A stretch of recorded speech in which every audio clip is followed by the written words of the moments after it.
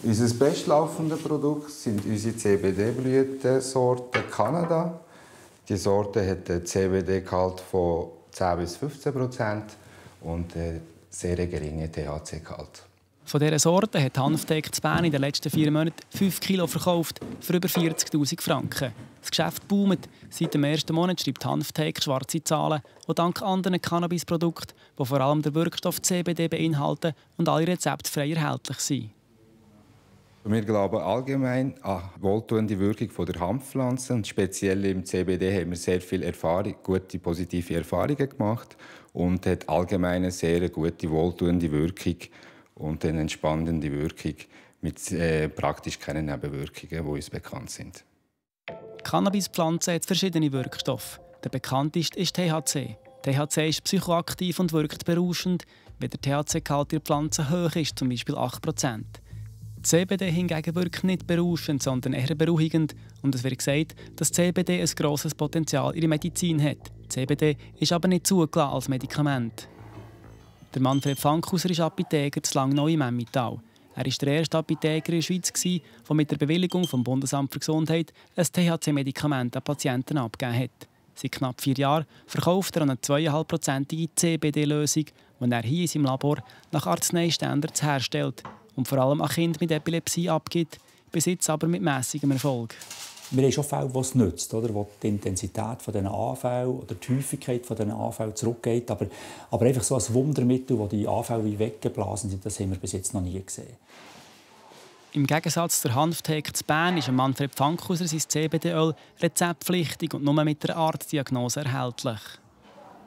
Das ist nicht ein Nahrungsergänzungsmittel, einfach eine Substanz, die man so belanglos einnehmen sollte.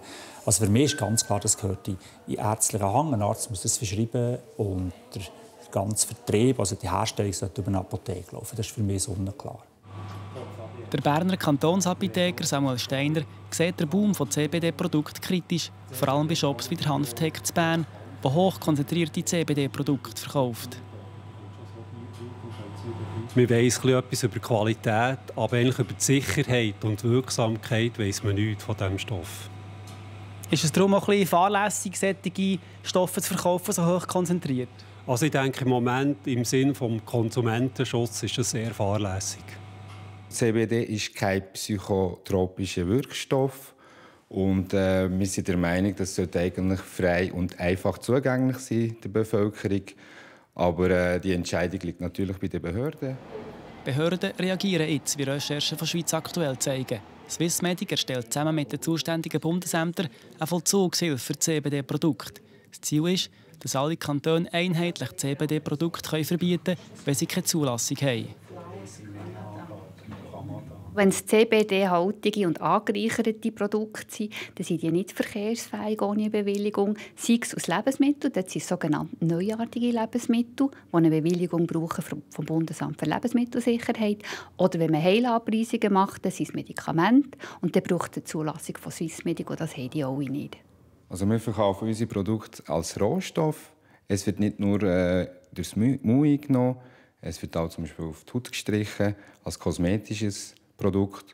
Und wir erwarten hier, also es ist Neuland, sage ich jetzt mal, und es sind noch keine eindeutigen Gesetze hier im Moment. Und wir erwarten auch von seitens Behörden, dass das auch klar definiert wird, dass wir auch wissen, wie wir uns verhalten sollen. Es ist so gut wie sicher, dass Shops wie die Hanftek in den nächsten Wochen Besuch von den Aufsichtsbehörden bekommen und mehrere CBD-Produkte nicht mehr verkauft werden und der Cannabisboom einen ersten Dämpfer bekommt.